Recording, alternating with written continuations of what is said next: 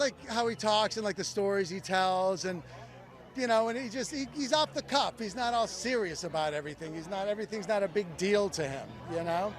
Is he the best candidate for the job? Maybe not. I mean, is he the most qualified guy in the world? I don't know. Maybe not.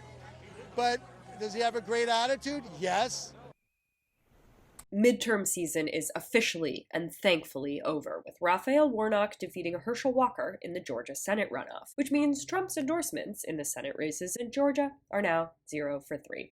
And of course, the biggest takeaway from this race is that Trumpism was pretty much handily defeated in the state. After Republican Brian Kemp and other more mainstream Republican figures sailed to victory last month, Herschel Walker's campaign was the last test of MAGAism this cycle. And people are wondering, could it be the last breath of MAGAism in general? Mainstream news is celebrating Warnock's victory as a complete repudiation of Trumpism, but we can't lose sight of the fact that Herschel Walker was, by every measure, a terrible candidate. From lies about his qualifications to the abortion controversies and general lack of clarity on his political positions, Trump definitely picked a loser. That'll get people get crime together, because not only are people committing crime because they're committing crime because they have nothing else to do.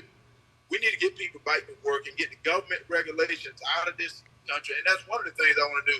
Get regulation out of here. Be able to get small businesses back together. Get people back to working. That's the thing. My mother used to say, an idle mind is a troubled mind. It's a devil's That's what I want to do. Get people's mind back to working. Yeah. Yes. Yeah.